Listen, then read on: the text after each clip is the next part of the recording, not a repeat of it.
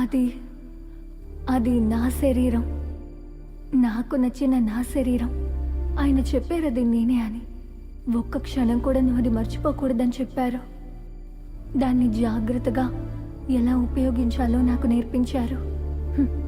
మనం ఎంత జాగ్రత్తగా ఉండాలని, ఎంత దాచుకోవాలని కూడా నాకు నేర్పించారు. ఏమన్నీ చూపించాలి, ఏవి చూపించకూడదని కూడా నాకు ఆయన నేర్పించారు. నేను కేవలం శరీరం మాత్రమే.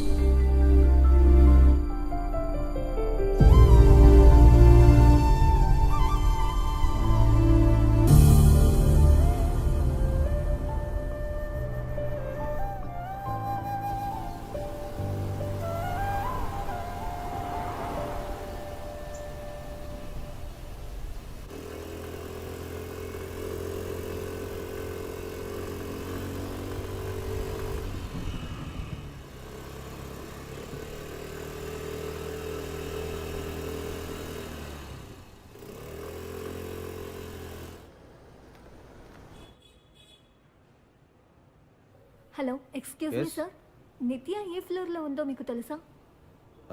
నిత్యానా? ఏ నిత్య? అంటే బిల్డింగ్ మీద నుంచి దూకి సూసైడ్ చేసుకున్నారు కదా, ఆ నిత్య. ఓ, ఆ నిత్యానా?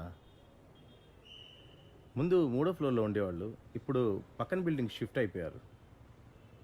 అక్కడున్న ఎవరి దగ్గర అడగండి, చెప్తారు. Okay sir, thank you. Welcome.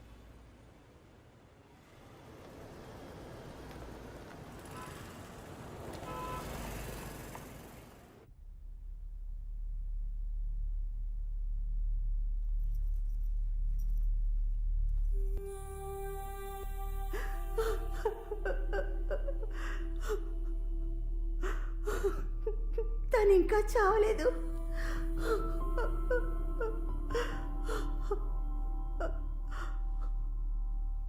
తను ఇక్కడే ఎక్కడ ఉంది, నాకు బాగా తెలుసు. తను ఎక్కడున్నా చూస్తూ ఉంటుంది, నాకు తెలుసు. తను ఎప్పుడూ ఇంతే, ఎప్పుడూ మాట్లాడుతూనే ఉండేది.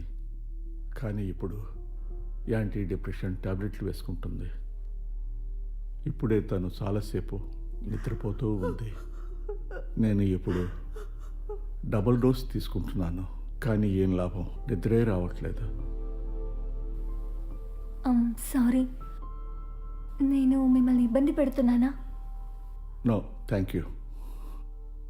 నన్ను చూడడానికి చాలామంది వస్తున్నారు. వాళ్ళు ఇక్కడికి రావడం నాకు సంతోషమే.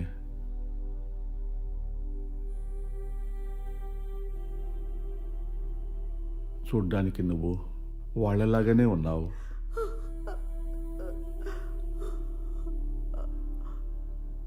నిత్య, మీకు ఒకే కూతురు కదా? అవును, 4 ఏళ్ళు ఎదురు చూసిన తర్వాత తను పుట్టింది. నాకెంత సంతోషం ఇచ్చిందో తెలుసా? మా ఊర్లో ఆడపిల్ల పుట్టిందంటే పండగ చేసుకుంటారు. తను ఎంత అందంగా ఉంటుందో తెలుసా?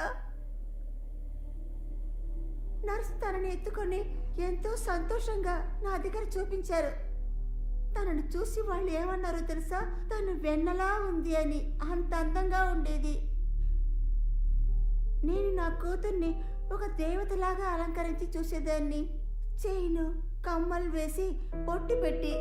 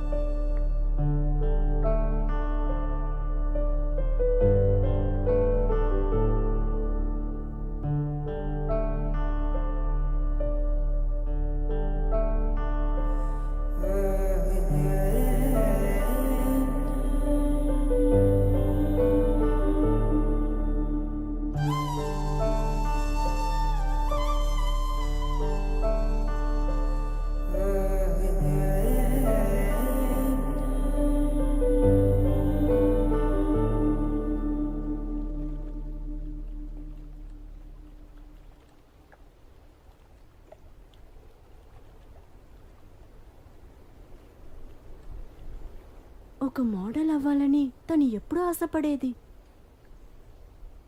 తన చిన్నప్పుడు ఒక అడ్వర్టైజ్మెంట్లో కృష్ణుడి వేషం వేసి బాగా నటించింది.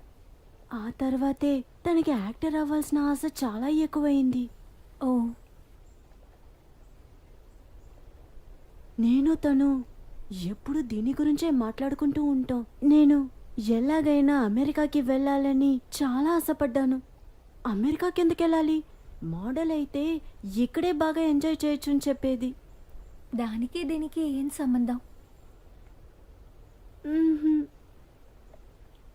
మేము ఫ్రీడమ్గా ఉండాలి, ఎంజాయ్ చేయాలని ఇలాంటి ఆశలే ఉండేవి మాకు. అందువల్లే ఎప్పుడు మేము అలాగే మాట్లాడేవాళ్ళం. ఫ్రీడమ్